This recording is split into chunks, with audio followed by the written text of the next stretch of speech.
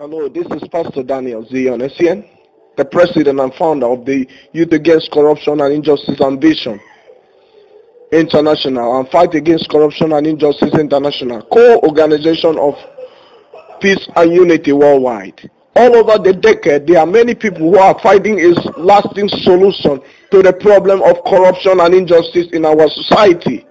In the world over, if you check in Africa, Asia, in Europe, in America, in everywhere in the world, there are places where corruption and injustice has eaten deep into the life of people. Look at the Arab Spring that just rose in Syria, in Libya, in Egypt, in Tunisia, in every other places where there are corruption, there must be an injustice because the people does not have the voice to speak out. And if they want to speak out, it results in violence or death. But we are finding a solution to this problem. And who can be the solution? It is the masses. Because we need to fight against this. Youth has been used as a target to the point of being corrupt. But we got to do something about it. How can we do something about it? It must begin from you.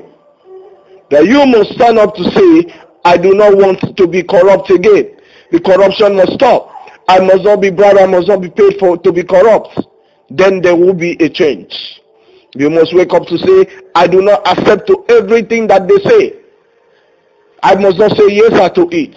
But I must be against it. If you do this, I want to tell you that so many places where there are corruption, so many people places where there are injustice, because corruption brings injustice and oppression, the people's voice cannot be heard.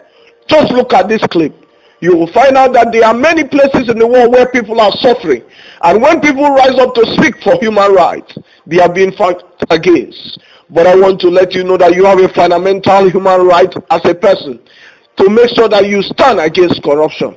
If you do not fight the corruption, you know now, tomorrow your children will continue suffering the same thing, living in abject poverty and suffering, conflict and war and crisis and every other thing that is not good because of the corrupt politician. They do not think about you. All what they think about is their family, their pocket and yourself.